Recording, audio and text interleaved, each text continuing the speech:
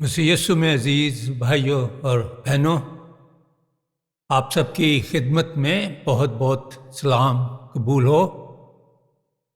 آج ہم علم المسیح کے تعلق سے سبق نمبر 13 دیکھیں گے، اور یہاں پر مضمون ہے خداوند یسوع مسیح کی موجودہ خدمت، اور اس کو جب ہم اور نیرو ڈاؤن کریں گے تو خداوند یسوع مسیح کی کلیسیا میں خدمت، یا یوں بھی کہہ سکتے ہیں دونوں کو ملا کر کہ خداوند یسوع مسیح کی کلیسیا میں موجودہ خدمت۔ آئیں ہم دعا مانگیں۔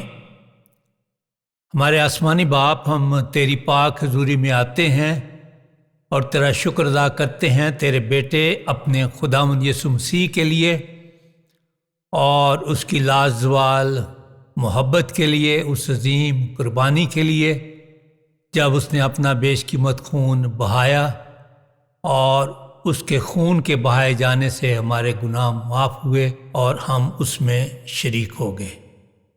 اس کے لیے تیرا شکر کرتے ہیں۔ ان سب چیزوں کو بڑی برکت بخش۔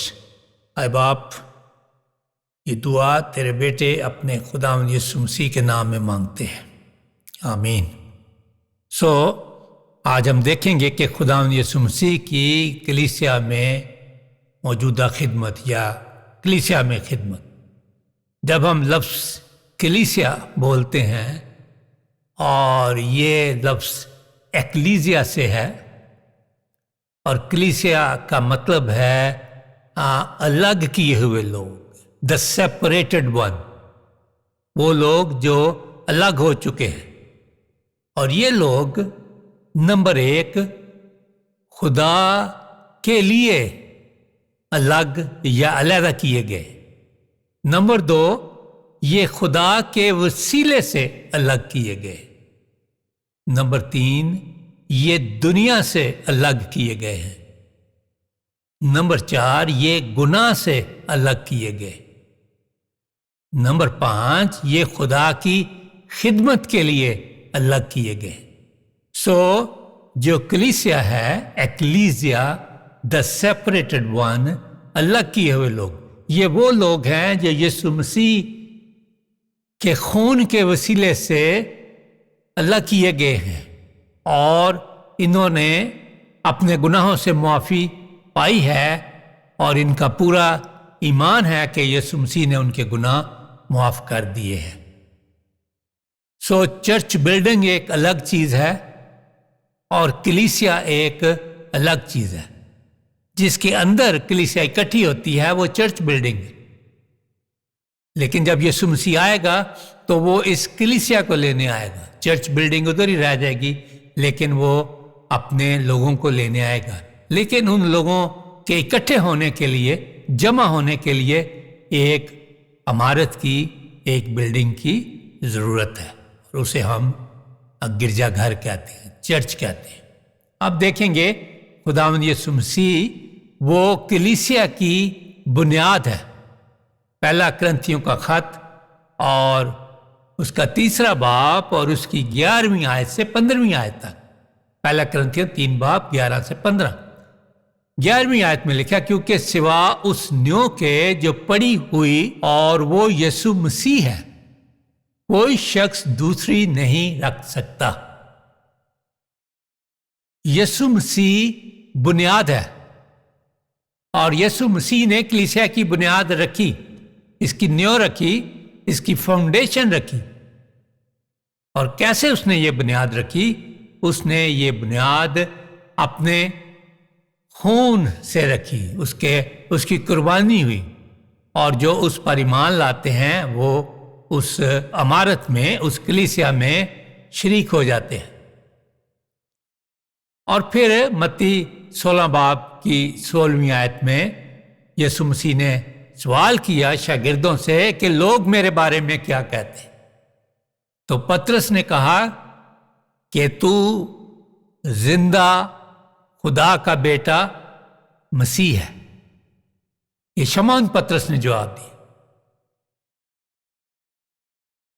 اور یہ جو جواب تھا کہ تو زندہ خدا کا بیٹا مسیح ہے، یہ ایک اقرار ہے پطرس کا.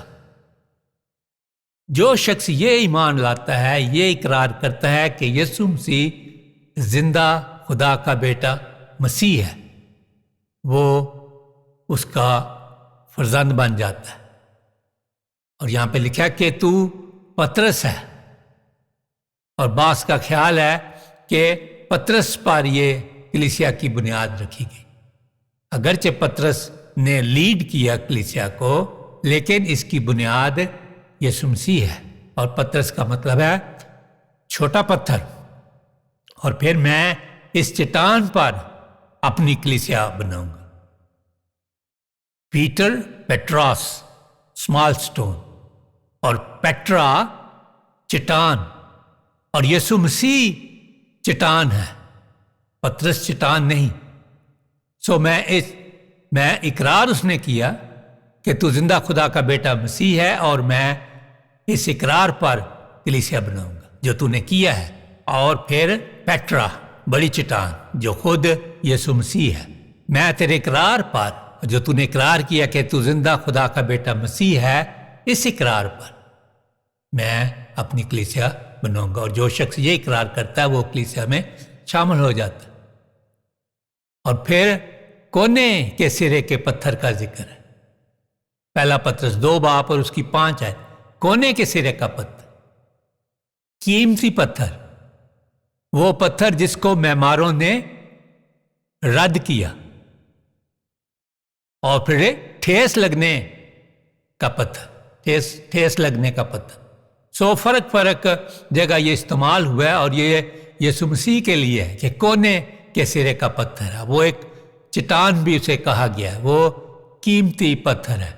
اور وہ پتھر جس کو معماروں نے رد کیا وہی کونے کے سرے کا پتھر. اور جو لوگ یسوع مسیح پر ایمان نہیں لاتے، یہ ان کے لیے ٹھوکر کھانے کا، ٹھیس کھانے کا پتھر ہے. اور 12ویں آیت، اور اگر کوئی اس نیو پر سونا یا چاندی یا بیش قیمت پتھروں یا لکڑی یا گھاس یا بھوسے کا ردہ رکھے، یعنی اس بنیاد پر جو یسوع مسیح ہے دوسری بنیاد رکھے، یعنی نیک مال، سوشل ورک، فلنتھراپک ورک، کوئی اور رکھے، تو وہ بنیاد ٹھیک نہیں ہے. بنیاد صرف یسوع مسیح ہے بس. اگر ہم یسوع مسیح پلس کچھ اور، پلس نیک کام، پلس میری کوشش، پلس میرا سوشل ورک، پلس میری نیکیاں، تو یہ سب صفر ہے.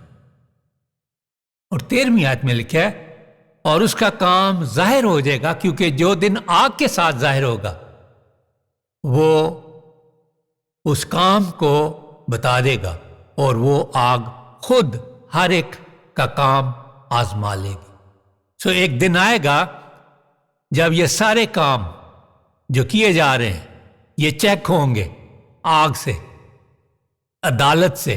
خدا عدالت کرے گا، اور جن کے کام باقی رہ جائیں گے، جو خالص کام ہوں گے، ان کے لیے اجر ہے. اور وہ کام جہاں انہوں نے فرق قسم کے ردے رکھے ہوئے ہیں، گھاس اور پھوس کے، لکڑی کے، وہ سب جل جائیں گے. جس کا کام اس پر بنا ہوا باقی رہے گا وہی اجر پائے گا. اجر ملے گا ان کو جو خالص نیت سے اس کا کام کرتے ہیں، اور جو خالص نیت سے اس کلیسیا میں رہتے ہیں. اور 15ویں آیت میں لکھا، اور جس کا کام جل جائے گا وہ نقصان اٹھائے گا، لیکن خود بچ جائے گا مگر جلتے جلتے.